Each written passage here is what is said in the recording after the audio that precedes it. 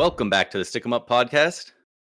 Brundi, we have a rather insane season of the NHL. Really is starting to wind down, and we're at a point where most teams are pretty locked in on not only if they're in the playoffs, but most of them are locked in for their seeding as well. So we're seeing a lot of teams kind of load manage some of their players. We're seeing some tactical healthy scratches to end the season. We got a lot of stuff to talk about here. So what do you want to start with here? Do you got any preference? Let's start off. Well, before we start recording, this one is obviously coming out a little bit later than usual. We were just True. talking about the conclusion of the Columbus-Washington game, and we were talking about how, a little bit of a hard-hitting game, a little bit of just kind of weird stuff. We are talking about, hey, maybe potential suspension and whatnot. We got something here that I've never seen before, and I wanted to make sure. I went and looked, and the penalties were given out. So this did happen. Dmitry Voronikov, in the third period, he received a game misconduct penalty. And Ooh. despite receiving this game misconduct penalty, well, they say game misconduct, but it was a misconduct penalty with 9.5 minutes left. So you're done for the game. Oh, okay. Because that goes to the end of it. He continued playing in the game, though. Despite being just sent off the ice to the dressing room, he came back out and just kept on playing. And once the refs ended up noticing, they gave Columbus a minor penalty for having an illegal player in the game. So I don't know how that happens. Wow. You get tossed from the game and you just say, I'm What? just gonna keep playing in a 6-0 game at that time. Was he? Very, Oh man, I wonder if it's gonna very come out weird. afterwards if he's saying was he given false information? Was he told no, you can actually come back out? What Yeah. did they do it on purpose? As if nobody would notice? There's not millions of people watching, at the very least hundreds of thousands. That's wow. I mean, there is a clip, and if people want, easily go find it. I think just confusion. Columbus's bench looks kind of confused, but all the players are laughing. They're having a good time with it. I mean, you're up 6-0, so who cares if you get a 2-minute minor penalty? I wonder if there's going to be anything more from that because I doubt it. I think they kind of have to. You can't allow that to. Yeah, but maybe there was. You just can't allow the confusion. precedent, right?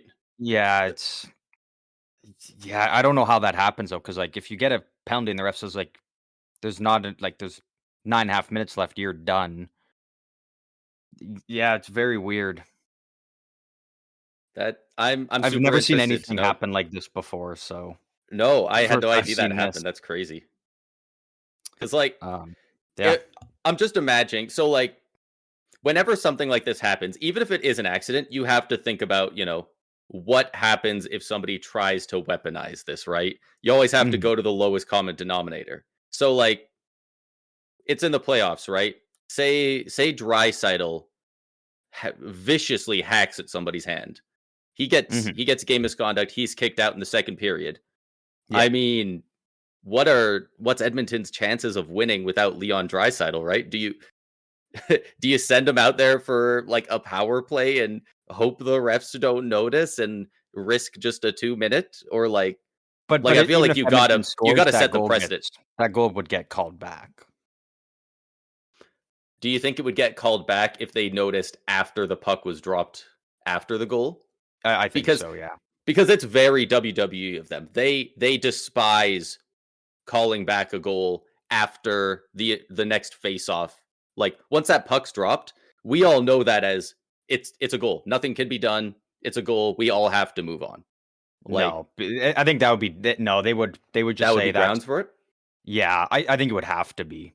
Yeah. Because if that ends up if that end up being the game-winning goal or something, then it's well, now if you're the other team, you're we just lost a game because they blatantly cheated, and then Vegas, yeah, it'd be not the that Golden would be Knights, such but a shit show. betting, sports betting is so huge. People would be up their ass about that. Can you imagine Draisaitl gets a game misconduct? Oh, well, the Oilers are cooked. I'm putting $10 on, I don't know who they're playing, the Avs. And then Draisaitl comes back and scores a goal and it just stands before he's kicked out again.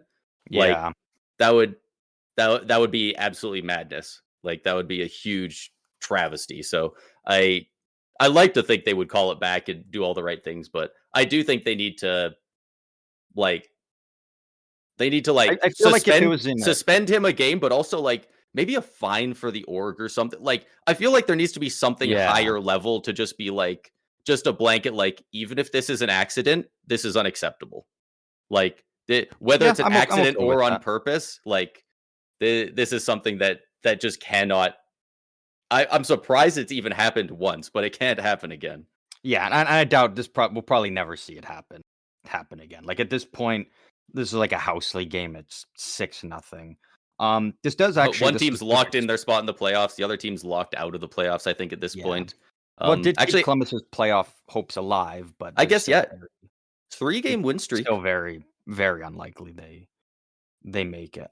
I can bring up this Columbus stat though that continued to grow as of this game. The Blue Jackets this season have either scored 0 goals or have scored 6 or more in over 30% of their games this season. That is pretty incredible that, around Yeah, a little bit over 30% of their games this season, they're either putting up 6 or more or they're getting none. Is pretty is that's pretty wild to see that's an from a insane team. stat. But like just like passing like the eye test, like that checks out. Like I think they definitely dropped. I think they beat Tampa earlier in the season, like 7-6 in overtime. Like they Mhm. and then they got shut out like 3 times in a row at one point. Like they really are like there's several times, yeah, where they've absolutely gone off or they've just got pumped and put up 0 goals. So that's that's insane. Like what do you even do with that? Like does their Yeah. statistics department, what do you make of that? Have less 0 goal games and then you're freaking Yep, awesome? yep, pretty Like I don't much, even yeah. know. Just don't get shut out. Put up I at least guess. 1 goal in some more games and then yeah, that's Huh. that's pretty unique stat, but, moving on, we can move away from Columbus and the whirlwind of a day that's gone on for them so far. What do you wanna move on to next? We got a couple different teams, we've got here, and then we'll have some little bit of playoff talk as well. Yeah, let's talk about Colorado. Let's talk about Colorado. They are one of the teams mentioned at the top that is holding a lot of their guys out of the lineup. They are McKinnon, Makar, they're both done for the year. It sounds like McKinnon has a Regular season. regular season. Sounds like McKinnon has a slight injury. He's nursing a little bit, but I think if he was healthy, they would still be sitting him. Well, Yeah, actually, he's in the Art Ross race, so maybe not. But yeah, they're sitting a lot of guys, getting them rest. Like I know I get why people wouldn't like it, especially if you're going to those games, but that's a team that's serious about winning the cup, man. That's a team yeah, that is poised to go on a run. yeah. Like that's serious stuff. And on top of that, they got a big name returning. Gabriel Landeskog suited up for an actual AHL game with the Colorado Eagles the other day, and he looked pretty great. Like he didn't clearly have his wind near as much as he used to, and that'll come back with time, but the skill is still there and my god, I don't know if anyone's going to play with as much heart as he's going to in these playoffs. Yeah, Maybe Jeff Skinner, but maybe. that's even Yeah, doubtful. that's even a little probably not. Like, this is a guy that, is for what now? Almost 3 full seasons he's sat out and His is last is game was in a now cup able final. to come back. Like, it was looking like, he was gonna have to retire. Like, his career was done the way it was looking, and to be able to come back and, be able to actually play, suit up, get out there, and, you get a couple AHL games in, and if you're feeling good enough, just like that, boom, you're right back to wearing the C for the Avs, and you're right back in the playoffs with a great team that's ready to go on a cup run again here. Um, Gotta be just like such an incredible feeling for Landeskog and such a weight off his shoulders of It's gonna be constantly wondering, is he ever gonna yeah. get that chance to return? And it's really looking like he's gonna get back into NHL action pretty soon here. Yeah. I imagine he'll probably be in for game 1 of the playoffs, but we'll have to wait and see. Um But yeah, and just the locker room. That's going to be so massive for that team. Like So massive for that's that locker room. how many years did Cale Makar get to play with Landeskog on the ice together? 2, maybe. I think Like 3. like he got drafted in what 2018. Yeah. He jumped up in the playoffs that year. Like I guess that would be the playoffs of 2019. There was even the COVID shortened year. Like he's probably played only Yeah, around. you got to play three seasons Oh, okay. with Landeskog. Like One of, I guess, 2 of those kind of being shortened seasons because of COVID and whatnot. But he yeah, did get to play he's probably 3 played around seasons 100, with him. 150 regular seasons games with him. When at this point he should be getting to freaking 350 with him. So Yeah, that's going to be so huge for him. Like that is not a team I would want to draw if I'm a team out in the yeah, West. they're going to be playing with a lot of heart and yeah, yeah. I mean that's that whole Central is a battle right now. When you look at those teams with Winnipeg, Dallas, and Colorado, like, and we're most likely going to, well, we're for sure going to get one matchup between Colorado and Dallas, and then whoever wins that probably plays Winnipeg, assuming Winnipeg wins their first round matchup. So yeah, I can't even pick a team who I think is going to come out of those 3 because all 3 of them are There's um, some like, wagons. yeah, just in great spots to, like, any one of those teams could go out first round because these other teams are so good. Any one of The these teams could go on to win the cup. Like, the NHL needs to be marketing the fuck out of that series. Landeskog might be coming back for game 1. He's coming back at some point here. Like they're Rantanen facing off in a playoff yeah, series in his he's facing off against Rantanen now. Last he time played Landeskog he played an played for NHL them game, he for was half the lifting. season. Yeah, well, last time Landeskog was lifting the cup, or was just even played an NHL game. He ended up lifting the cup with Rantanen. Now to return, his first playoff game is now going to be against Rantanen on the Dallas Stars. It's pretty, pretty wild how much has happened since he's last played.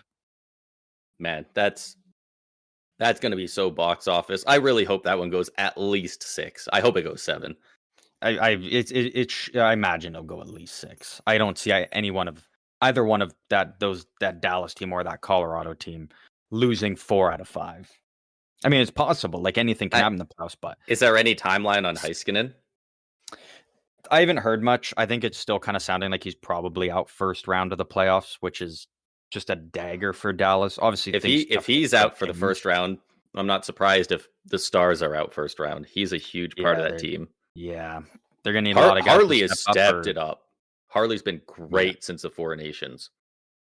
Yeah, but outside of Harley, you probably want someone else to maybe help step up and carry some of that workload, and haven't fully gotten that yet, but it potentially could be a thing of halfway through the first round. Maybe it's a 2-2 series tie, and then all of a sudden, boom, Heiskanen's back, and it's like, well, now it's a real dogfight.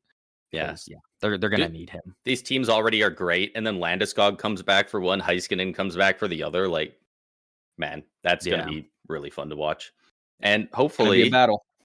I'm just gonna throw it out there because it's happened twice now, which is crazy.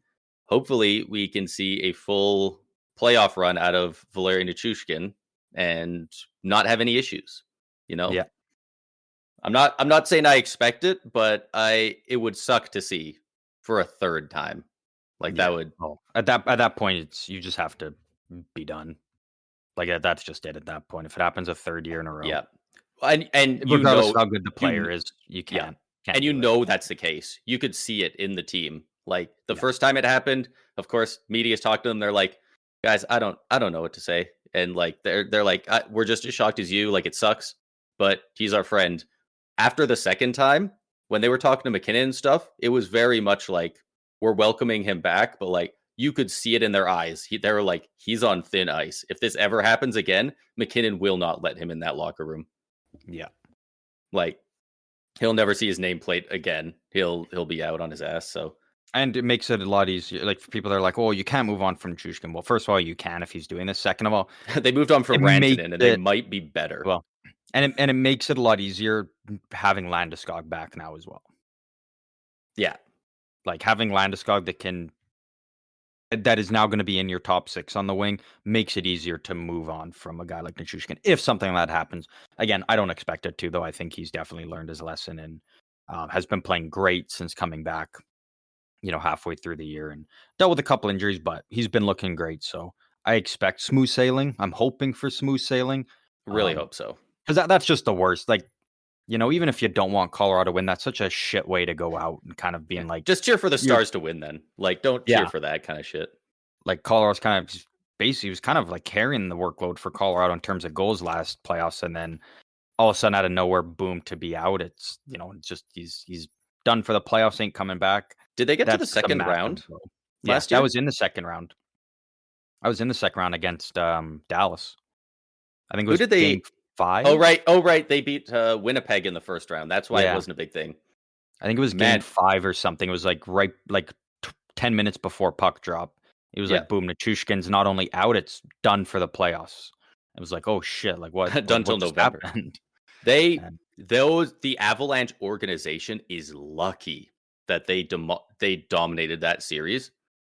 Could you imagine if that was a 7-game series and it came out that a guy, because I remember he had like one more goal than games played when he got suspended. I think it was 8 goals in 7 games or 10 and 9 or something.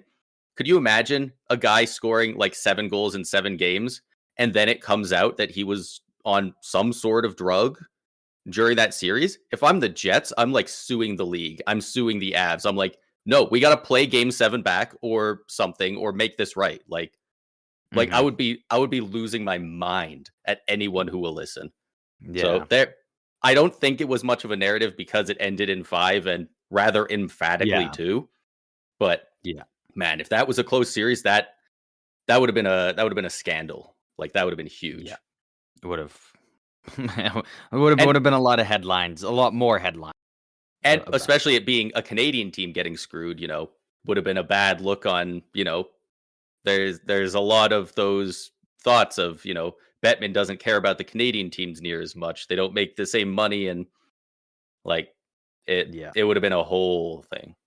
But hopefully we don't have to worry about that this year. Yeah, and now it's all eyes on just when does Landeskog play his first NHL game? Is it right away in the playoffs? Is it maybe game 3 or 4 or something? Yeah. If it's not game 1, it's probably 3 if it's a close series. If they're up 2-0, I wouldn't imagine he would play for game 3. Like assuming that he's not good to go come game 1. Yeah. But if he's good and ready to go, they'll have him in the lineup. No, I mostly expect he'll play for game 1, but if they want a little more conditioning, I could see them waiting until a home game where it's in a close series, basically. Yeah. Like if they're up 2-0 going somewhere else, like what's the point? Like it's working at the moment. Let him fully rest up and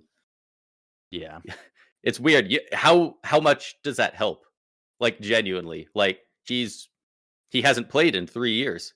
Like when you have injuries and when you're doing stuff, you want to rest, but like we know how much a week of rest can help. But when you've had 3 years, maybe it's just better for him to be playing. Maybe that's the way that he gets better at it. Because right now, it's by all accounts sounds like his knee is totally fine. It's really just his endurance and conditioning, like getting back into the swing of it. So which takes a little bit of time, but again, these guys are always working out. So despite injuries, they're still doing whatever they can to stay in the best shape. So he's probably running and cycling 4 hours a day right now. Yeah, he's not far behind them for sure.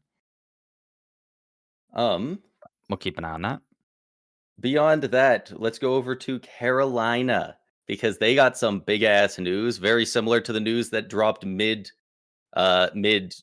episode last time, where Demidov came over for the Canadians.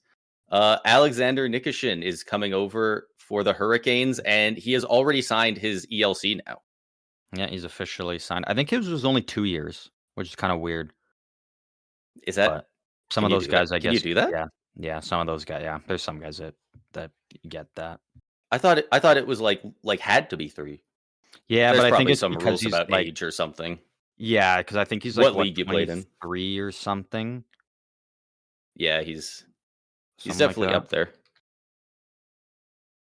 I'll take a look here.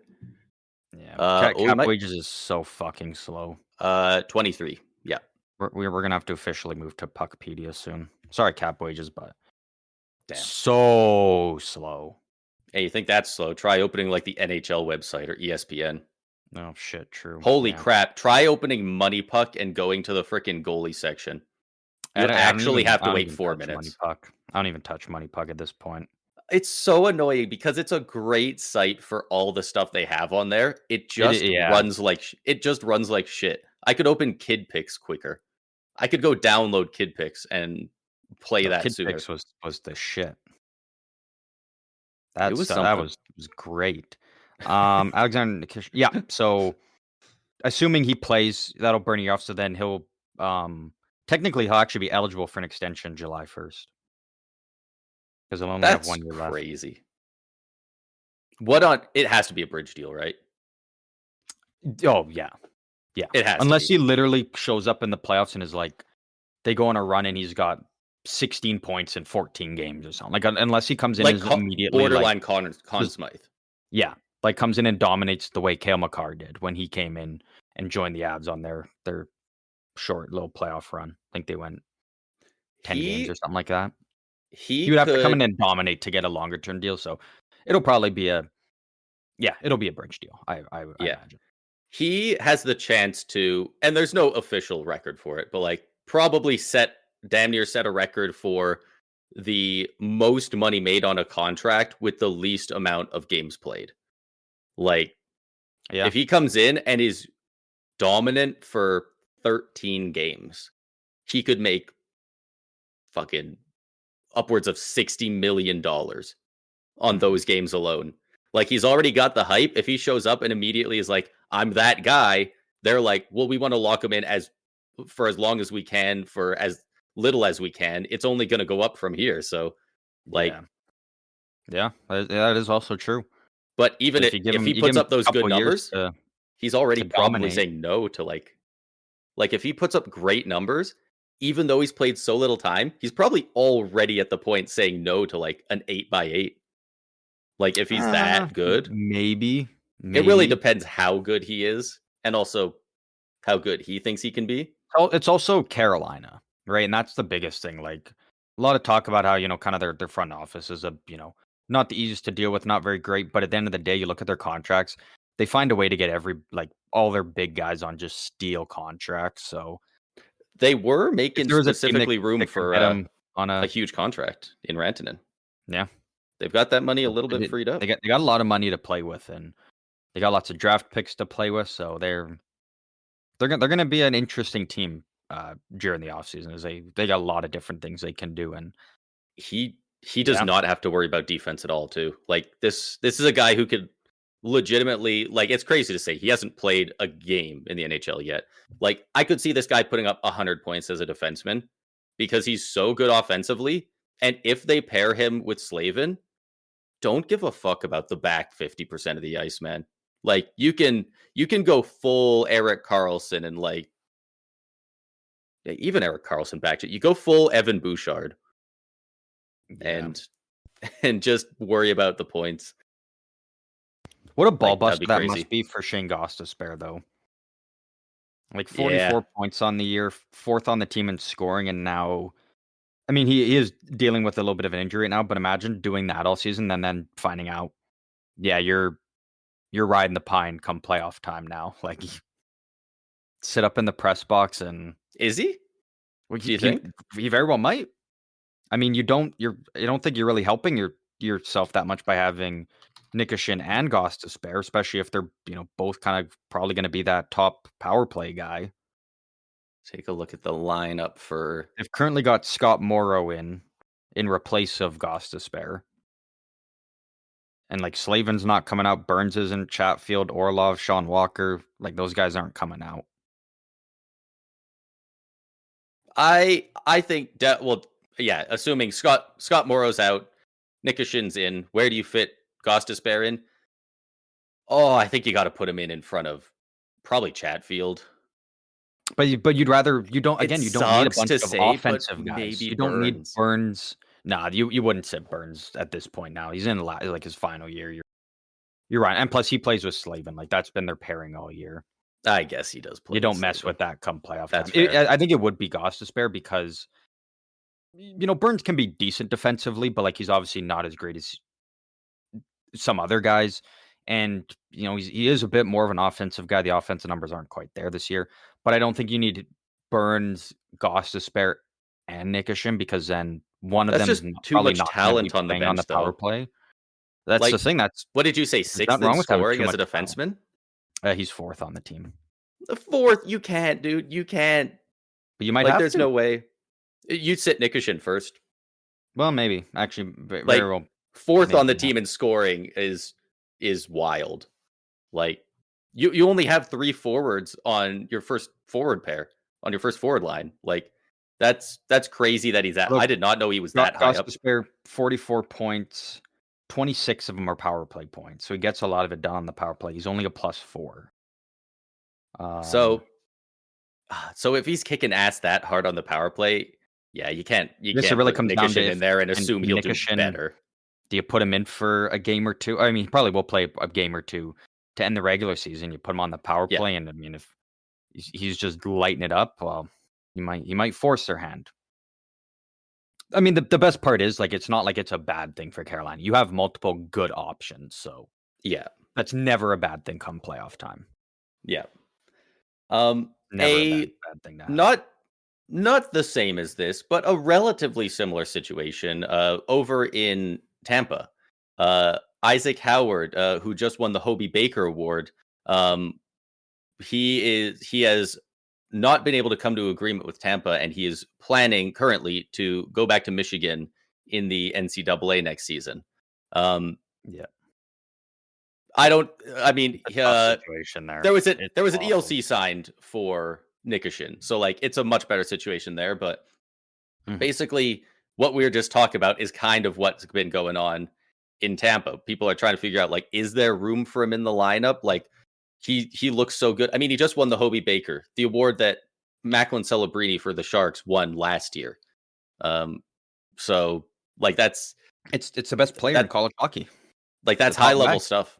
Yeah. So people are really wanting them to get him in there, and I definitely get it. But at the same time, there's the way the cap works is so weird.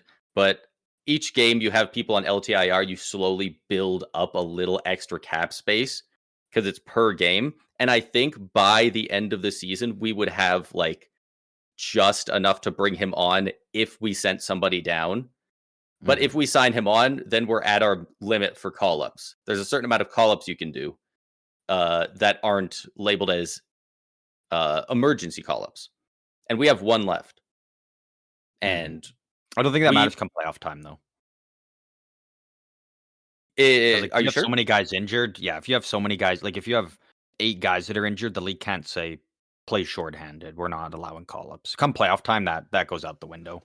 Oh, yeah. If there's injuries, but without injuries, like, we'd be sitting there. Yeah, without injuries, yeah, you can't just be calling up a bunch of guys. Like, yeah. Like, Connor Geekie would probably be better than Isaac Howard right now for us in a playoff run. He's played a couple of NHL games already. He's lighting it up in the AHL right now. He's a lot bigger, which is a huge thing. Isaac Howard, great scoring, pretty good defensively, but he's 5'11" and never played against NHL players. He's only played against college and younger guys, right? And, Hagel, you're not putting him on that first line. Gensel, Point, Cooch, that's not happening. Yeah. If you want to fit him in the playoffs, though, where do you put him? Like, you're probably not putting him on, like, he just won't fit in as a physical presence on that bottom 6. And that's not his game. He's one of those guys that, to be effective, needs to be in the top 6. On that second line on the wing. That's kind of the only opening for where he would fit. Exactly. For a playoff with Cirelli and Hagel. And he would fit beautifully there next season. But right now, he has no games of experience. We don't know how well he'll play. And that line, we've seen it before. This is how Cirelli's line is deployed every year in the playoffs since he's entered the league.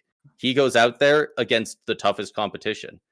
Do you want a guy with 0 time on ice total in the NHL going out there game 1 to try and shut down who's he going to be going against? Probably Barkov, Verhaeghe, maybe Tkachuk if he comes back. Like Yeah. that's a pretty rough position to put him in.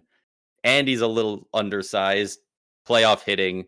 Florida's a nasty ass team. Like it I really want this player to be signed, but I very much see where Brisebois is coming from because I unfortunately see that's just I not a see both great spot. sides.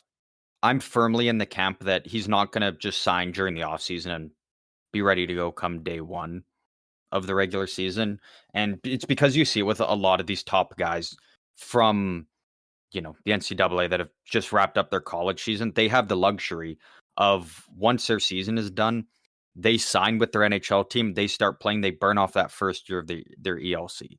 They don't have to go 3 full seasons on it. They can burn one off right away, and then you only gotta play 1 full season next year, and then it's like, boom, now you're ready right here, To it's get paid. basically 1 full year in the league, and you can get paid now, as opposed to some of these other guys where, you sign, you start off the year, but then it's like you got to play 2 full seasons before you can sign that contract. Then you got to play another year after that to to get it. So it's a tough spot. I see where Tampa's coming from. I can see where, Isaac Howard's coming from. He wants to just Yeah. get those NHL games in. He doesn't want to have to be forced to go back to play and go to classes and whatnot. Like he's ready to be a pro, and I mean, especially when you win the Hobey Baker, like there's not much more you can do there. There's not much more for your development at that point. Like if you're already It does sound the like he's top really player in the excited to go league, back, honestly. Like I definitely get why you I wouldn't want don't. to go back, and I think he'd rather be in the He's NHL right now for probably. I sure. mean, That's why he I gotta wanted the imagine there's contract. some excitement, but he's probably sitting there deep down, like I'm ready to go pro. Like Yeah.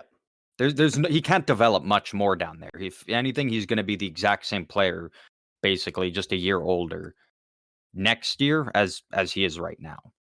Yeah. Because again, when you're the best player and there's no, it's you can't really grow much when you're already the biggest fish Yeah. there. So I have no idea how this situation's gonna go. I don't know Yeah. if maybe he It's signs during really the too off bad season. Maybe Tampa because signs him tomorrow. Maybe he gets traded in around the draft or for agency. Like who? yeah. His It's his so tough agent to tell came with out. these guys. It's so rough because there's so much talk about it, and it's so hard to tell what's going on. Because obviously, Breezeball is not going to come out and be like, "This is what happened." Like it's contract talks. It's the whole game of it, right? And Mhm. after it seemed like it didn't work, and he said he would be going back to college, his agent came out and said, we weren't able to get a deal done. We wanted stuff. They wanted stuff. It just didn't line up. But there's no bad blood, no burned bridges. We're still on good terms with the organization. Like very professional, very kind of positive sounding stuff. Um, very official from an agent. Yeah. Complete opposite side of the spectrum. A day later, he goes on Spit and Chicklets. Uh, and I have not watched the episode. I've not even seen clips. I've just seen a couple different quotes. And I feel like I do need to go watch it because the way people are talking, like so many people are like, oh, he gone. Oh, he's pissed. And I'm like, it must be in the tone, right? Because like if everyone's saying it, it's probably true. But looking at the quotes, it was he was saying like, I was disappointed nothing could get done, but it is what it is, and I'm excited to go back to college. Those were the quotes where people are like, "Damn, he is out of there," and I'm like, it must be in the tone because that doesn't, at face Mhm. value, sound sound that bad. I mean, you don't like to hear him disappointed, but he's not going, "Fuck, man, I'm too good for this shit." Like, And it's I and don't it's know. one thing, for guys like Leonard and Pro who maybe were open and definitely maybe hoping they signed last season and they spent the whole year in the NHL this year. But those are also guys that are looking at like, okay, well at least I can go play in, the World Juniors and I can go win another gold medal now. Like Isaac Howard doesn't even have that opportunity. Like it's really just go back and there's none of those extra kind of side benefits that some of these other Yeah, younger guys have gotten. He's already yeah. had his turn at that, and now it's like there's not much more for him. Yeah, It's I rough haven't even because heard of any of these quotes or anything. This is all, news to me. I haven't really followed this too yeah, closely over the last couple of days. Um, it's yeah, like we saw Winnipeg go through this with Rutger McGrody last year, and we for saw how that one ended up. yeah. go I in. do think that's different just by the nature of it being potentially the two opposite teams on the spectrum of where guys want to play. We covered it in the players poll earlier this year, actually a couple episodes ago, where Winnipeg, despite being really good this year, they're going to win the President's Trophy probably, and it was still voted the place players want to go the least. But Like they Winnipeg just didn't want to sign him for this season was the biggest thing. It yeah. wasn't even necessarily that he didn't want to. I mean, he Oh yeah, probably yeah, wasn't pumped about playing Winnipeg, but his Winnipeg was like, "You're going back. You're not ready." Basically, yeah. But like, if the team that says the team goes, you're not ready, like Tampa, where would you put them in desirable locations? I'd say a top 5 lock. They have an argument Yeah. for number 1, possibly the best coach in the league. No state tech. Like, who could it be above them? The Panthers and Vegas, maybe. yeah. I think Vegas is number one.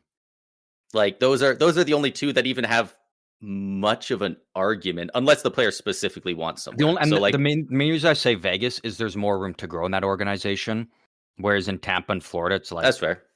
you sign, it's like you're basically a third liner for the next 5, 6, 7 years before there's going to be openings in the top 6 even. Yeah. Maybe a little bit different for defensemen. I think there's a lot of opportunity for defensemen, but Yeah. for the forwards on Tampa and Florida, it's like There's that second there's line not wing much you spot, can do and to that's get up about there. it. Yeah. And if you really fit in well on that top line, we do know that Gensel works well on the second line with Hagel, Sorelli. So if you really prove to be good with that top line, then you might be able to squeeze in there if you're on okay on the left side, because you ain't touching Yeah. center or right wing. Yeah. So I'm hoping that, the destination is nice enough, the org is good enough, the team's good enough that he can like put aside being pissed off about that and hopefully just sign in the offseason. I doubt it. It doesn't very often go that way. And you don't really want these guys setting precedences that, the team just said, nope, you're going to not burn a year of your ELC. I don't think it was about that. I think it was more about fit for the playoffs in our case. But Yeah. a lot of these players, and especially the agents bartering for the players, don't want to set the precedent that you can the team can just be like, nope, eat shit, and then because the top 3 scenarios for him are: best case scenario for Howard is he gets in, he gets his ELC, he gets to play in the playoffs. Second best is he doesn't, but he gets signed in the offseason, at least plays next year. Third is going back to college. Yeah. But taking number 2 is allowing the team to win negotiations, kind of, right? And it's like kind of you're threatening number 3 if you don't get number 1, and they want you to do number 2. So it would be better for him, but it's like also kind of admitting defeat, especially for the agent. So yeah, I have no idea how it'll go. Believe he's not going to sign in the offseason. Like if it I goes not, feel not like in the playoffs, probably not. I don't think he signs. If he actually does go back and plays, another year of college, then he probably does end up just signing with Tampa at the end of next season and joins them. So we'll basically know by that if point. Not, we'll move him because we have until I think August next year. He'd be moved during this offseason, though. I think if it's very clear that bridge is burned, you move him while his value's at an all-time high right now, and then other teams are sitting there like having the option of like, well, shit, if we make a move, we trade for him right now, we can have him playing for us, right away this season. Yeah. So if he doesn't get moved during this offseason, I think he'll just go play college and then he'll sign with Tampa and it'll be all fine. It really comes down to if they move him. It would be a waste of a year for him to play another year in college and then be like, I'm still not signing. That wouldn't because it makes sense. And at that point now, there's no way they would let it come to that, because then if he doesn't sign next season and then gets traded next offseason, then he's a full another year behind. Whereas at the end of the day, it's like if he gets traded this offseason, signs and starts with the team and plays the whole year in the NHL, or he plays college and then signs with Tampa, either way, that first year is getting burned. Whether you're taking the long road to get it burned, or you end up just playing a few games when you sign and then you go into the playoffs, the short road, either way, you're getting that first year. The last thing they want to do is wait, a full calendar year, and then it's like, well, now that this entire, next season, he doesn't burn off that year. Now you're a whole nother year behind. So, Yeah. long way of saying, I fully expect him to either get traded this offseason or this time next year. We'll be talking about how he signed with Tampa. Yeah. I think those are the One of two those. most likely. I'm seeing, and people love going online to doom post, right? There's so many Mhm. Tampa fans being like, fuck, we're going to lose this amazing player for nothing. Not only do we have a year to trade him, we got like 18 months. It's like August next year we have to trade him by, which August means 15th, I believe, is the so deadline. that's past free agency next year. We have Mhm. and it's not like the play going into the playoffs at the deadline with a UFA where it's like I want to play him, but also I want to get something back for him. Like he's But just not playing for us I right now. don't think So you run the we can risk of move next him. offseason doing it, No, though, because then they hold no, all the power of basically being like, exactly. you know, you call up Nashville and you say, "Hey, you know, we'll trade you Howard now," but then they tell Nashville, "Yeah, we ain't signing. You can trade for us if you can trade for him if you want, but he ain't signing here." And then he can just hold out and wait till that August deadline, and then, the Jimmy VC road, the Adam Fox, and then you have your pick of every team all of a sudden there. You're a free agent. So if you're gonna trade him, it's gotta be this offseason. You Yeah. can't run the risk of potentially literally losing him for absolutely nothing. Yeah, but even if it gets to next season, I do think they'd still get a decent something back for him. They might have to send him to a team that is relatively, desirable. Probably a team in the U.S. and stuff. But I just don't see a situation where they get nothing for him. But if They just if have so they much time tell to every move him. team but if they tell all these teams, you know, if you trade for us, we're set on going to that deadline, and we're gonna see all available offers from teams. Like, Yeah, I guess. that's a possibility. We've seen it happen before. It's not super likely, but it is a possibility, and especially at that point, if you're talking to teams and then Howard and, his agent are like, "Well, we might sign here. We're not sure." You're probably not getting as much value, whereas if you trade him this offseason, you could get a decent, whether it's a decent player, pick, prospect, whatever Tampa's looking for. Yeah, You're definitely getting more value this offseason. yeah. If you know you're not going to sign him, yeah, you just need to move him when you can. Yeah, and And then you just move on from the situation and you're clean slate for everything just going into yeah, next year. like, obviously, I would love for this player to play for us. Absolutely love it. Fuck, man. Some of the mock trades and ideas people are throwing around got me a little gassed up. I don't think many of them are that realistic, but like some of them Yeah, are with Tampa, real there's always fun. a possibility. There's always a People are possibility. talking about names like Simone Nemec. I was seeing Zeev Buyum thrown around the other day. I was like, man, those are Minnesota fun. wouldn't do that. I don't Minnesota think would. so. The New Jersey one is interesting with Nemec. I think the ones I've seen also Korchinski with Chicago, I think is interesting. Um, yeah, the Zeev one, yeah, there's no way Minnesota's doing that. Yeah, I doubt it. Strictly because Minnesota's literally got They've got good forwards. They need defense. well, and they're with Zeev there, like your defense is locked up for the next 15 years. You've got Yeah. him, Brock Faber, Juracek, like Yeah, your that's the blue core, line is young and gonna be dominant for years and years and years and years and years and more etc. years. Yeah. So, Yeah, yeah. well, we'll keep an eye on the situation. It's obviously probably not gonna get figured out, come playoff time. It'll probably be a talking point going into the draft, going in for agency, the offseason, and we'll see how it shakes out. Yeah. Yeah, who knows? I like maybe there's some rule they're just trying to get around with the emergency call up. Maybe they sign him in the 3rd round when they get an injury and they're like, "Hey, I don't think you can. He'd could have to be we signed emergency?" by the start of playoffs. Oh, you do? Okay. Yeah. I thought guys had been signed in the middle before. They could sign him, but he wouldn't be eligible to play. Not even an emergency call up? I have no idea No. how it works. Yeah, no, no. There's You a gotta actually lot be of signed and a part complicated of rules that the I didn't know roster about. or organization before the playoffs. If Mm. if you're not, then it's no, you're Oh, okay. unfortunately out of luck. So Okay. This situation has brought to light so many new rules that I didn't know about. And it's like, man, this shit's complicated. I can't believe I can't yeah. believe some of these agents have like fucking 60 different guys they represent across the league. Like, Yeah, they're trying to keep track of all of these and everything. Yeah. That's why they get paid the big bucks, though. yeah.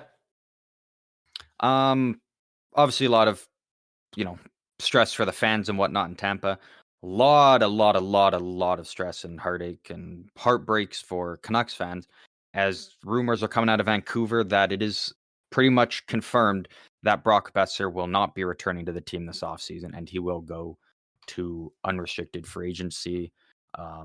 Brock Boeser, former first-round pick of the Vancouver Canucks, has been a stud for them basically since he's joined the team.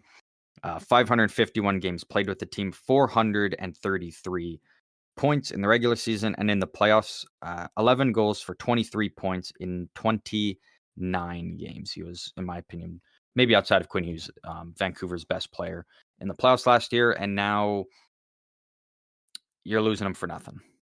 Yeah, and beyond rumors, I believe it was a direct quote from him where he said that he doesn't expect to go back.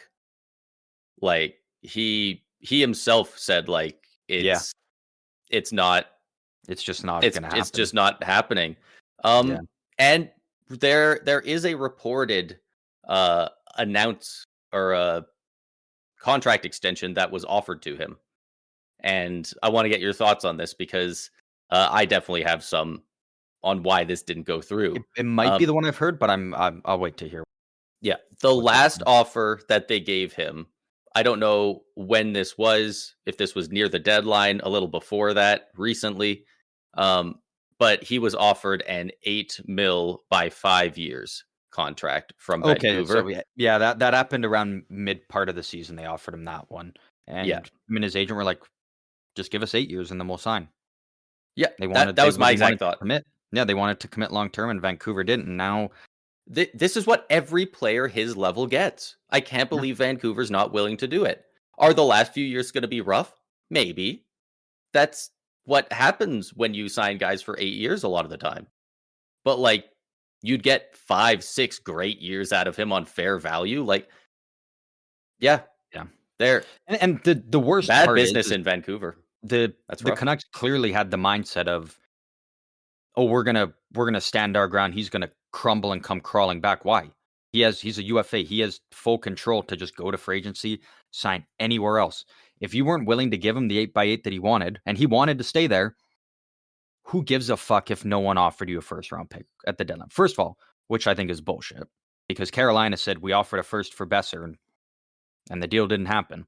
So there was an offer for a first round pick, and that's what Vancouver wanted. And they said we didn't get any good offers. We didn't get what we wanted. Who cares? You move them for anything. Get any sort of value back. You know you're not winning the cup this year with the team you have. Wasn't even a possibility. Get something back at least, because now you lose him for literally nothing. A guy that you drafted, you developed, you brought up, you turned him into this stud player, a guy who I think can easily, if when healthy, can be a 35, 40 goal man. And now you lose him for literally nothing. It's just awful asset management by Vancouver. Yeah, it's like, really. And it doesn't help when Quinn Hughes is only, what's Quinn Hughes after this year? 1 or 2 years left on his deal? How enticing is it going to be for Quinn Hughes to be like, well, we got to go through a retool now because we don't have JT Miller, we don't have Brock Boeser after this year? After this year, 2 more years. 2 years. So, I mean, how enticing is it for Quinn Hughes to want to stick around if Vancouver's going to be out of the playoffs for the next couple of years? Or can Vancouver, is there going to be a free agent more desirable than Brock Boeser? Maybe Mitch Marner if he hits free agency. Maybe. But do you think Quinn Hughes is is pretty much at his peak for value right now, right? I think it's so tough to say with guys like that, right? Because we could be saying, Cale Makar's value's at his peak, but next year he could put up 35 goals, 100 points. It's like, well, fuck, now his value's even higher, right? But I mean, he's basically doing that this year. What's he gonna end the season at? 95 points and 30 goals? Yeah, but I'm saying if you bump that up and he puts up 35 goals, 110 points, that's more valuable than what he's doing right now, right?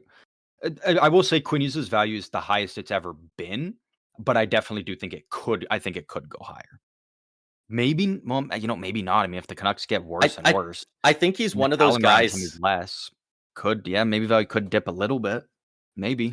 I think he's one of those guys that the value can't even really get higher because we know how good he is. He's young. Like, even if he puts up a year slightly better than this one next year, like, he's a year older. Like, it kind of comes out in the wash a bit. Yeah, you know what? His value probably honestly doesn't go up or down because Yeah. everybody and their grandma, like everybody in the world knows what Quinn Hughes is capable of, how good he is. Like, Yeah. For those he is top the level second players, best it's different. defenseman in the game right now in the world. And he's making arguments for number one before he had injuries. Like, Yeah. So I yeah, so his value probably honestly doesn't go up or down. Maybe down if he gets injured, but like yeah, that could happen whether he's on Vancouver if he gets traded. Like that could happen anywhere. yeah, It's just injuries are just part always of the the X game. factor. But like But I wonder, yeah. you hate to move on from a guy like Quinn Hughes, but like this team, it's not going to have much of an identity. It's going to really suck without Boeser. Like, that's a lot of value you can get back for a quick retool. If they can't like it's surround Hughes with the guys, you know what team, obviously, it's going to be the loudest fan base wanting him. And for once, I'm not talking about Toronto. I'm talking about the Devils. Yeah. They're going to foam at the freaking mouth for this guy. If he's made available, like, what's your starting price to ask back for Quinn Hughes if you're the Canucks? If I'm Vancouver asking New Jersey, I want Simone Nemec. I want Dawson Mercer plus probably another plus, right? Like 2 first rounders. Like, you literally get to ask for the sun and the moon in this deal. And he's on 7.85 mil for the next 2 seasons after this one. If they make that deal in the offseason, like, you can basically take every prospect they have plus a first round pick. Oh, and it sounds so crazy to say, but you know how down bad New Jersey would be? You could literally say Simone Nemec, a first, and Nico Hischier. I was going to say, you could throw Hischier in there. I bet they'll do it. They would. I think they would. The fact that, like, for how much money you could make having all 3 Hughes brothers. Yeah. The owner would be telling the GM to make it happen. You say, hey, maybe Quinn Hughes because he's a better skater. You go up and play on the wing with Jack, Luke, you're back there. All 3 Hughes brothers in 3-on-3 overtime. If that happens immediately, like the day, like they don't even take it anywhere to do anything with it. They rip the C directly off of Hischier's jersey and go directly to Jack Hughes' jersey and put it on there. And they immediately go put an A on Quinn's jersey. Fuck, they might even just throw one on Luke's just for visual aesthetic. And like that's their thing. And they're sitting in the corner with a shotgun, like, nobody touch our Hughes. These are ours. What do you think would happen? Our franchise will burn before we. Because Quinn Hughes is 43 on the Canucks. Luke Hughes is 43 on the Devils. If Quinn Hughes gets traded there, what do you think happens? You think Quinn Hughes is, kind of little brother and says, "Hey, give me my number"? Or do you think Luke's like, "Oh, I was here first. This is my number now"? I'd be curious to see. I bet Luke Hughes changes. I think he would him. Give it up. I think his brothers won a Norris Trophy, and he goes, "You know what? Yeah, it would come with strings attached. People have more reason. Hey, take me out to dinner once a week. I get to pick. Give me a Rolex. Yeah, get some value out of it. Don't just give it up. You gotta get something back. You hold all the cards." But for Vancouver, I mean, hey, you know what? That would be really easy for fans who want to get a new Quinn Hughes jersey if they already have a Luke Hughes jersey. Already says Hughes. It's already got the number on it. Yeah, easy enough. You just need to add a patch to the front for an A, or fuck, if they're crazy enough to go, just give him the captaincy, give him the C. Yeah, but for I imagine it would go to Jack. What a year! Like last year, you go out and you get Zadorov, you get Elias Lindholm. You're looking to go on a big playoff run. You're top of the world, and then a year later, it's like all the pieces are just falling around you left and right. Yeah, and they can't stop the bleeding. Man, that's nasty work over in Vancouver. I feel bad for their fans. I really do. It's tough. That's I just can't believe 5x8 like that. That's it, man. They wouldn't even go to 6x8. Like, you don't even know if he'll take that. Like if I'm them, it's a no-brainer to go 8x8. But Mhm. the fact that they're not even trying to meet them somewhat in the middle, Yeah. oh, And I think at this point now, they need a new GM. like, if I'm Besser and they offer me an 8x8, I might just be like, "No, you didn't want it At this before. point, yeah. I don't know if you want it now. Now I hold all the cards. I can walk to free agency, and I can go anywhere I want." I wanted it while JT Miller was here. Yeah. When we Or were if a now playoff team, I wanted it. Now, if Vancouver who says, cares?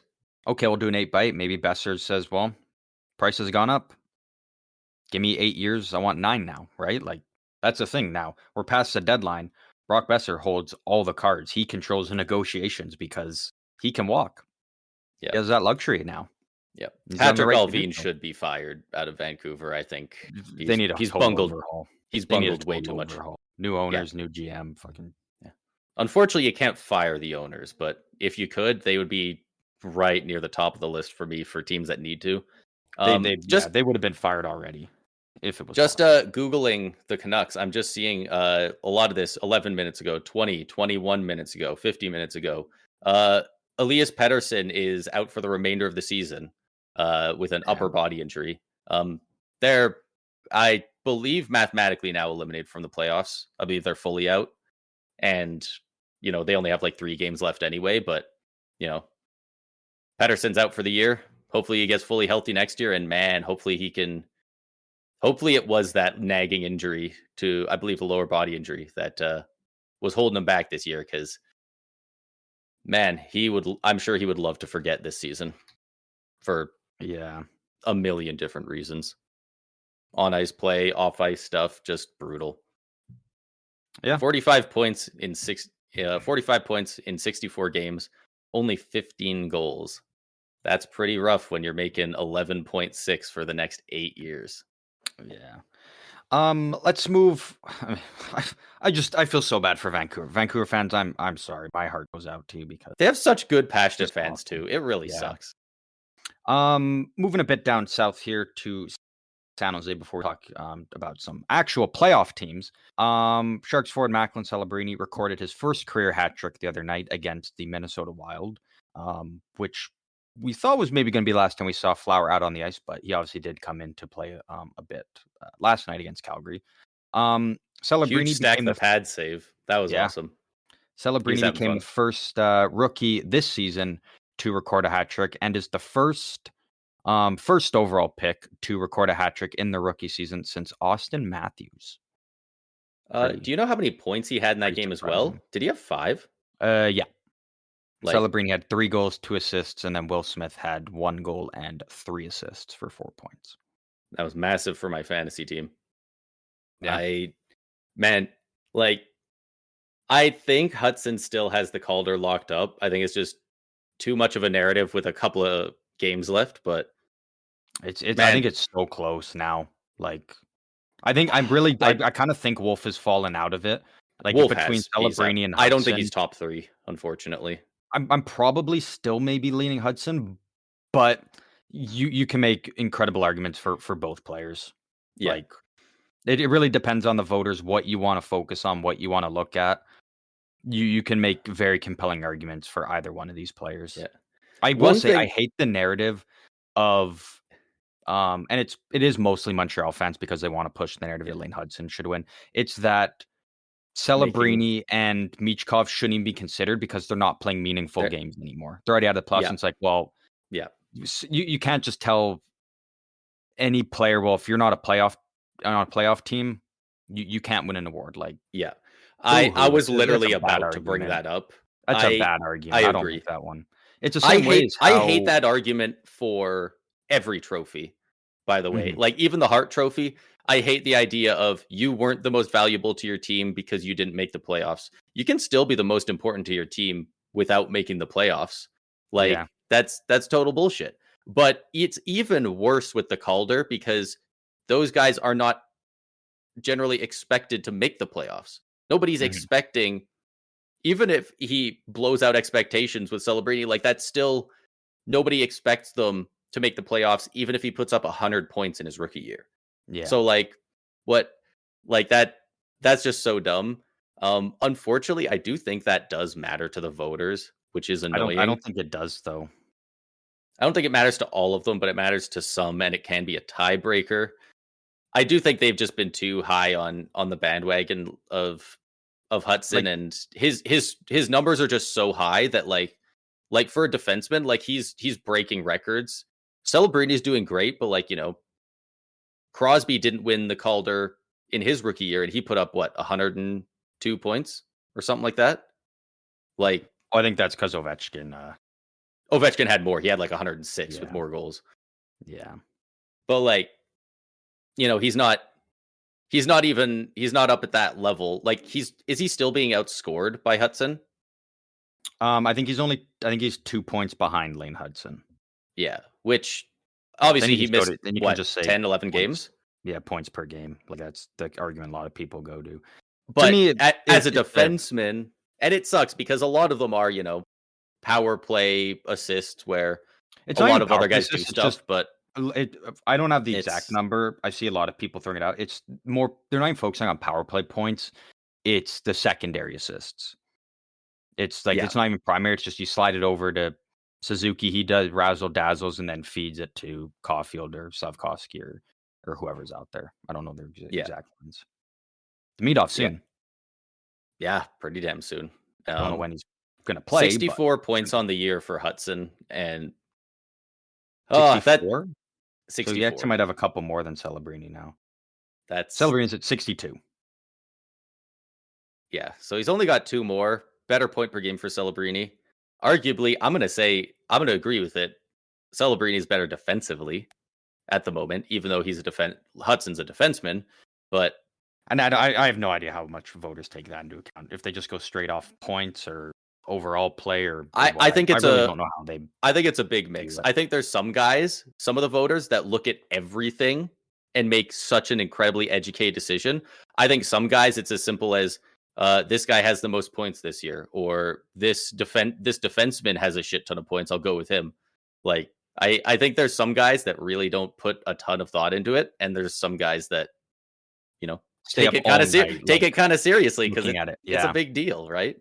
The one thing I find funny about this whole debate, because again, I do think at this point in the season now it has kind of come down to those two, is the people that say that Lane Hudson's going to win because they want to give it to a player on a Canadian team. But then there's the people that are like, well, they're probably want to if it comes down to that and that bias, they probably want to give it to a Canadian player, despite being on an American team. I don't think that shit matters. I don't think nationality, what team they necessarily play for. To me, I don't think that matters. It shouldn't. I think it might, but we don't. It's It not like might. Gary. I It's don't. not like Gary Bettman. We don't know. I don't. I can't even name a single guy who votes on this because it's voted on by the media team or whatever, right? Yeah. The Writers Association. So like, I don't know any of their agendas. So like, I'm sure they have them, Maybe it matters some. I would hope. but maybe not. it's one guy prefers the Canadian know. player and one guy prefers the Canadian team, so it evens out. Like it's Yeah, hard to tell maybe. when it's a committee of kind of faceless people that you don't know. Mm-hmm. But congrats to Celebrini on first career hat trick. I'm assuming first game. of many, and I was pretty surprised that was the first one by a first overall pick in their rookie season since Austin Matthews. That was actually a little bit surprising to me. For those keeping track, Lane Hudson, this is one of the biggest stats I've been seeing going around, and why I think he's going to win it. They're comparing Hudson to other top players for rookie defenseman points. The all-time record set by Larry Murphy in 80-81, 76 points in his rookie year as a defenseman. In second, Brian Leach was 71.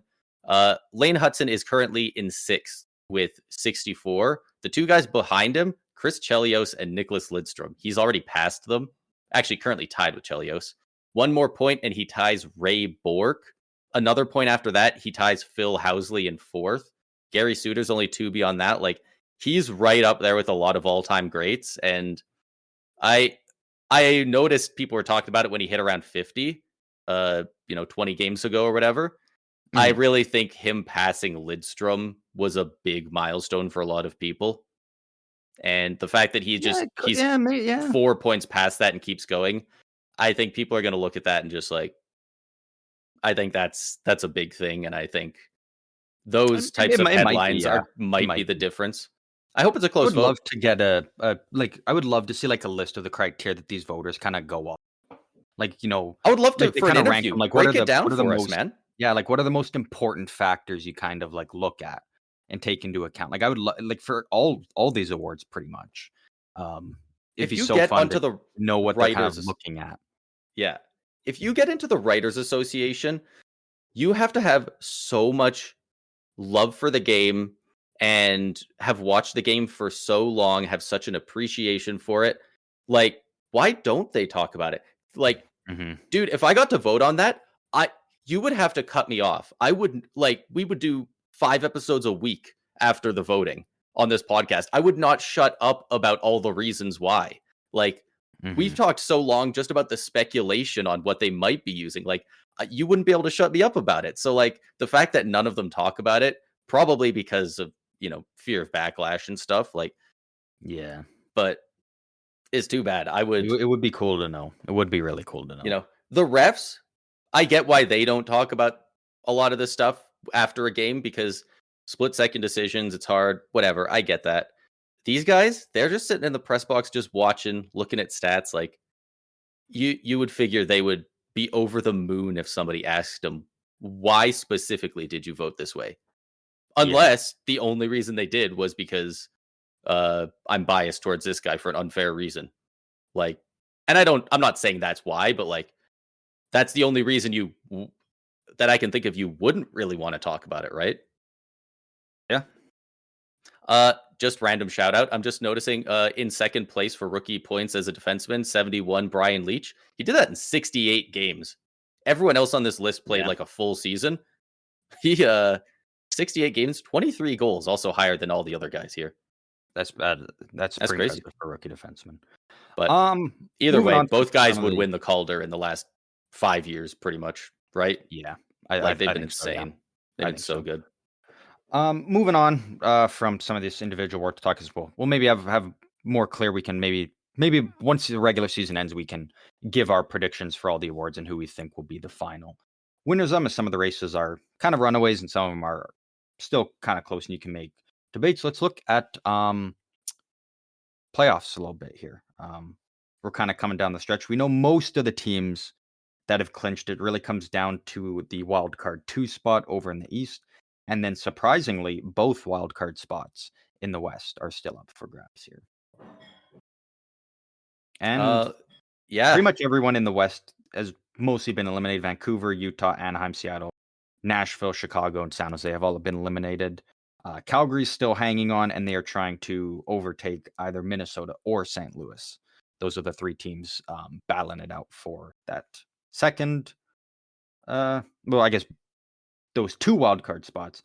And then the East, Montreal's in clinched, but it's pretty much a sure thing that they're in at Yeah. this point. I think if they get one, well, the Islanders are out as of today. Yeah. And if Montreal basically wins one game, they win 1 out of their final 3, they're in. If they get a point, I think they're in actually. I think That'd Columbus put them can at potentially 88. still catch them. But Columbus would have to win their 3 games.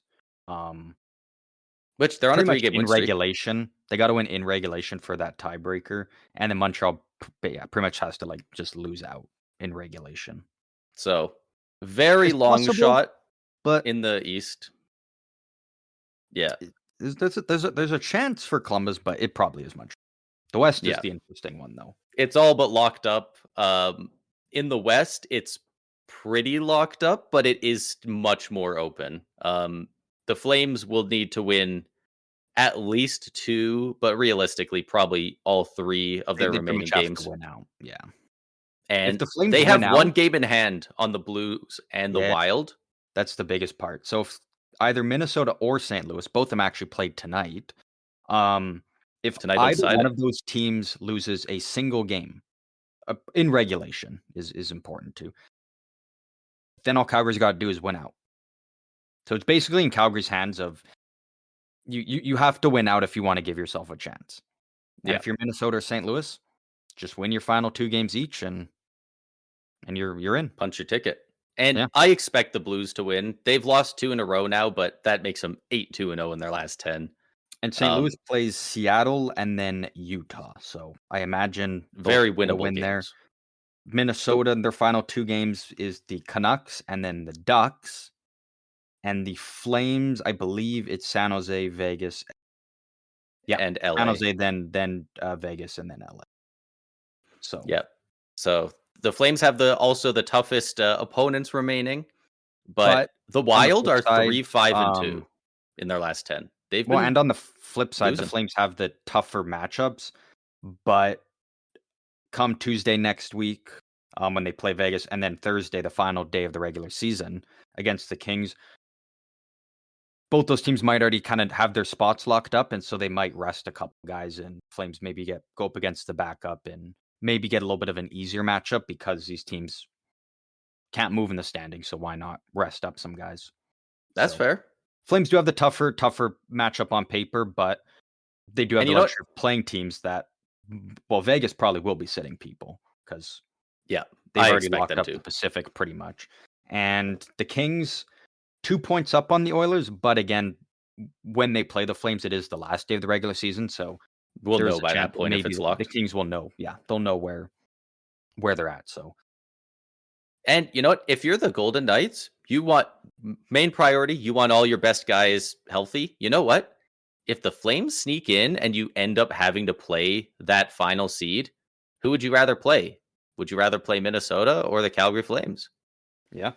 Probably rather play the Flames. Well, right? Vegas would play whoever finishes Wildcard 1. Yeah, but like if you ended up facing the team, because it is within your conference, if you end up winning and go to the next round and you end up meeting, or in the conference final, that team, it's which would you rather be? Yeah. If, they're probably not going to win or lose based on who they might play, but if you ask the GM, you ask the coach, gun to your head, who do you want to play? It's probably the Flames. Yeah. So it really for all 3 of these teams, it's in their hands. If Minnesota wins their 2 games, they're in. St. Louis wins their 2 games, they're in. If the Flames win all 3 of their games, there's a decent chance they're probably in. Like, it's all 3 of these teams. It's you want in the playoffs. It's literally in your hands. Go out there and get it done. And I don't know if we actually mentioned it, but the Flames played the Wild last night, which obviously because they're facing off for these points, like that was a massive win for the Flames to get in regulation. So that might spark them to go on and be able to pull this off this year. Yeah. And like they, did Gustafsson look bad? Because they seemed pretty willing to put in Fleury. He was fighting off a lot of pucks. Like he was giving out a lot of rebounds. He was making some good saves, but there was a lot of ones that were being given out. And at that point when Fleury came in, it was 4-0. So it was like halfway through the third. Yeah. Yeah. It's not like he was necessarily playing bad, but like it definitely was not Gustafsson's one of his better games. Yeah. Yeah. It's one of those things where like they're one of the very few teams. They're one of the basically 3 teams left, 4 if you want to count Montreal, really fighting for their spot. And they're also dealing with this whole retirement year, kind of retirement tour for Fleury. And, it's weird to try and match the vibes of, guys, we got to buckle the hell down. We got to win out. We got to try and get in the playoffs. And also, like, respecting this Hall of Fame, first ballot Hall of Fame career and good friend, locker rooms vibe guy. Like, how sick would it be if Minnesota might be a bit of a distraction? Playoffs, they go up against Vegas round 1. Fleury obviously wouldn't play; he'd be the backup. But imagine Fleury in his final year gets to be on the team that takes Vegas out of the playoffs. That'd be sick. I think he would get a good kick out of it. Before we move into our final segment here, we do have a little bit of news here. Last episode, we were talking about the Oilers and all the injuries that they've been dealing with. We do know that Connor McDavid has come back and is looking good, putting up some good points. Really tough news. Primary assist on the game winner against St. Louis with like what 5 seconds left. Maybe it was like I 20. think it was like 20 or something. Yeah, But not a lot of came out time of the left in the game. came out of the box, absolute goon. I think he had 4 PIMs in the game. Came out, Um, immediately makes the play. Like, he's still yeah, him. he's He's looking still him. better He's than before looking the injury, honestly. good. Um, some tough news this morning out of Edmonton, though. Further tests are Oh, currently no. being done. Between the Oilers and Matthias Ekholm, it is believed that it Ooh, is a serious injury, and it sounds like worst case scenario will end his season, and best case scenario will keep him out for quite some time. So the Oilers, that are already an injury-riddled team, looks like yikes. they're overall in all areas of their game best defenseman, could be done for the year. And if that's the case, that is a massive blow to that I don't team. who babysits Bouchard now? Like, I Yeah. don't I wanna say if it was any other team losing a guy that caliber, I'd say I don't know if this team can win without him. But this team has McDavid. So, Mhm. gonna But make it like a hell of a lot harder. it's yeah, your road to going back to the cup final and trying to win it just became that much tougher when That you lose a sucks. guy like that. Coleman, again, all areas of the ice, he is by far Edmonton's best defenseman. So How long's he been out? When did he get hurt? he literally just returned from injury for last night's game and then left the game halfway through. You know what? And that's why, you know what? They only had 3 games left. They're in the playoffs. They probably should just sat him till game 1.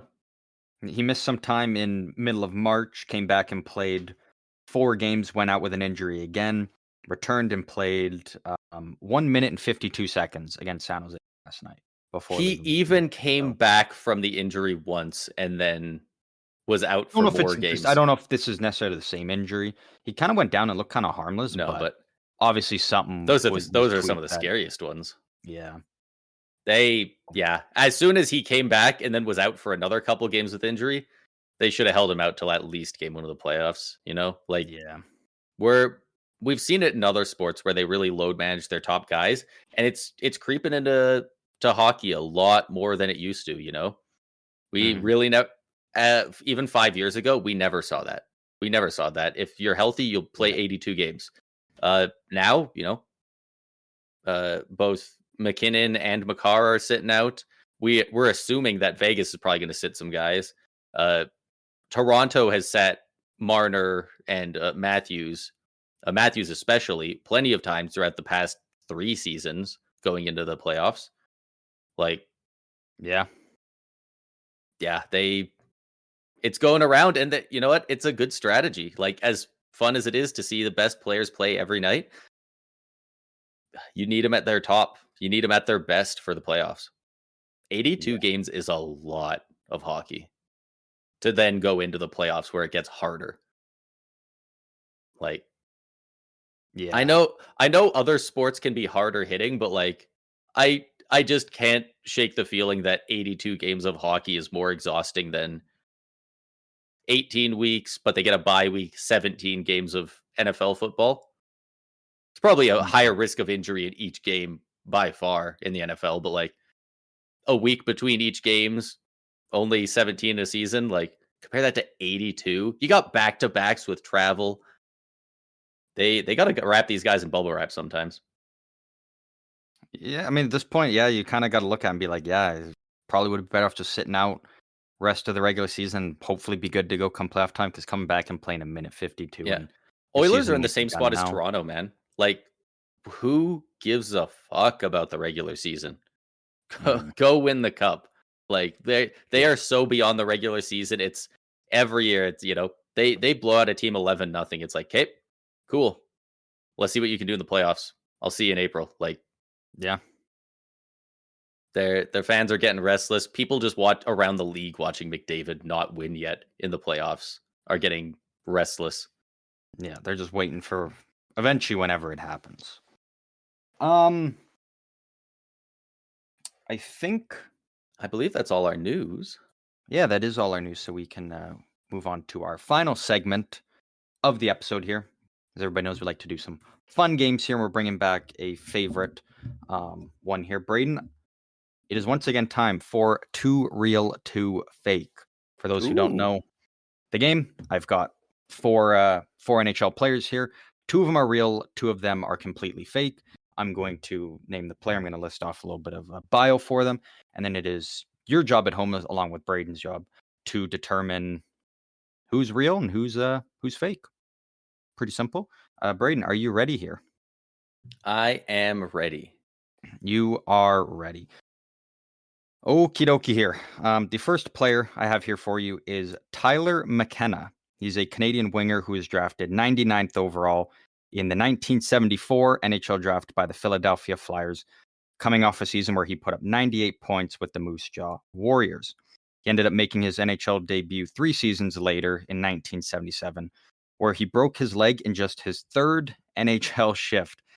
Despite numerous attempts to return from this injury, he never played another NHL game again. That is Tyler McKenna. Next player we have up, we have Jeff Sanderson, an American winger who was drafted 36 overall in the 1990 NHL draft by the Hartford Whalers. Made his NHL debut in the 90-91 season, where he played only 2 games before being sent down to the AHL, where he won the Calder Cup, only appearing in 1 game. He ended up going on to play over 1,000 career games, putting up 700 career points. That is Jeff Sanderson.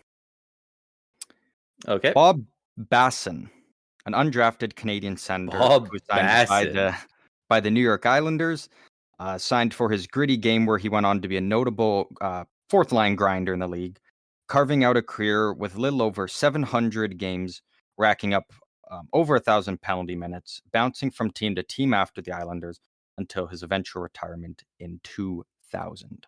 He was signed in the 84-85 season. And the last player we have here for you. You said he was a bit of a grinder? Yeah. 16 years. That's a long career for a guy like that. Gritty grinder. And the last player we have up here is Lucas Drager, a German winger drafted 21st overall by the New York Rangers in the 1982 NHL draft, putting together a lengthy career of 828 games where he had 491 career points before retiring and heading back to Germany, where he currently works in player development over in Germany. Okay. So you've got Tyler McKenna, Jeff Sanderson, Bob Basson, and Lucas Drager. This already feels tougher than some of the previous ones. I don't know exactly what about it, but it feels tough. Something about Jeff Sanderson's story just felt fake. I'm trying to remember which part of it. I can repeat any of them as well if you need. I'm leaning towards Sanderson is fake and Bob Basson is real right now. That leaves one of the other 2 to be real, if that's the case. Tyler McKenna, you said he was drafted by the Flyers. He broke his leg. Do you say 1 game in or a couple games in? His 3rd shift. His very first game, his 3rd shift. And then he never ended up playing again. That's brutal. Just brutal enough that I'm going to hope it's not real. And so I'm going to say that makes Lucas Drager? Yeah. I'm going to say Lucas Drager and Bob Basson are real, and Jeff Sanderson and Tyler McKenna are both fake. Final answer, locking it in? I'm locking it in. He's locking it in here. Bob Basson's a long career for a grinder to have, but something about his story just kind of checks out. Makes you feel warm and fuzzy. He's with the Islanders for a long time, and then after that, he's just bouncing around the league. Grinders kind of do that. Like I can see it. Yeah. So Tyler McKenna, you said he was fake. You didn't believe the story of the Canadian winger broken bones his leg in his 3rd shift. You are correct. He is fake. I had a lot of fun coming up with that. That one was honestly like just a vibes. Like I hope it's fake because that sucks. Yeah, no, that guy's a completely made up player. Nice. Bob Basson, you did say he is a real player, and you would be correct. Bob Basson was a gritty grinder in the league, and Bobby Basson. he is real in the end. Lucas Drager, you believed he was real, the German winger. He is fake. He's a fake player. I finally got you on one. Is Jeff Finally Sanderson. got a win. Jeff Sanderson, father of Ottawa Senators defenseman Jake Sanderson. Wow. And I didn't include that because I felt if I did, then it would have seemed real. Or more real. So I left that little tidbit about him out from that one. I don't know if I would have guessed him or not if you added that in. Because obviously I did think, Jake Sanderson, that it might be there. It would make sense. Mm-hmm. But I genuinely don't know if that would have changed my answer if you said that. Because I would have been like, shit, would he tell me that? Because, like, how many players' parents' names do you know? Yeah. Like, not many. I don't even know if I know 5. Like, maybe if you jogged my memory, I could figure it out. But, like, there's not a lot of that going around. So, yeah. I don't know if I would have guessed or not. But well, I mean, that was a good one. That was a good one. 50% there. I like that when that happens. First time it's happened, but you get one right, so you feel good. I fooled you on one, so I feel a little bit good. We're all feeling good. We're all feeling happy here. And if you especially Tyler played along at home, feel free to it's a tough career for that guy. No doubt. He's happy to not exist. If you want to let us know how you did at home playing along with this, you can do so by letting us know on any of our socials. You know the drill. You know where they are. TikTok's been bumping lately. Come over and check that out. All the links to all the socials are down in the description across all episodes, across all platforms. Braden, as always, final thoughts. Final thoughts. Well, I mean, it's got to be that the Flames, they got to win out to try and get into these playoffs. That'd be crazy if they only won 2, but then St. Louis or Minnesota lost both theirs. That'd be the craziest scenario. I don't think it'll happen, but the Wild have been a little rough. It could happen. They do have Kaprizov and back. Yeah, my didn't God. help last night, but helped against San Jose. Helped a lot against San Jose. Good God. Flames, you got to go out there and you got to seize your moment, man. These teams are not you're playing against. They're not playing for much. Like, if I'm the coach, I am ripping anybody who's not giving 110 out there. Yeah. It sucks because as long as the Flames are in, we're not going to see Zane Parekh. We're still waiting on it, but they've made it very clear that... What if they made it to the playoffs? Do you put him in at any point in the playoffs? Maybe at that point, if you're strived for offense, and they are more than any team in the league. They are the worst offensive team in the league, so maybe. What's their fourth line look like? Do you think they can run 7 defense and 11 forwards, maybe? Is that something that could go on there? Maybe pull out a Kevin Rooney? Because I doubt Lomberg or Pospisil. Yeah, it's interesting to think about. I don't imagine a world where he sneaks in beyond one of their bottom guys and the team gets worse. Yeah. But he also, similar to Howard, maybe not a guy you want his first dip in to be in the playoffs, if that were to happen. So worked for Cal McCarr. Fair enough. There's that comparison there already. So yeah. Possibility. But that will wrap it up for this episode. A little bit later in the week, but you guys are still getting second episode of the week, so we're all happy. We're all having a good time. But that'll wrap it up for this episode. And as always, we will see you guys out on the ice next week.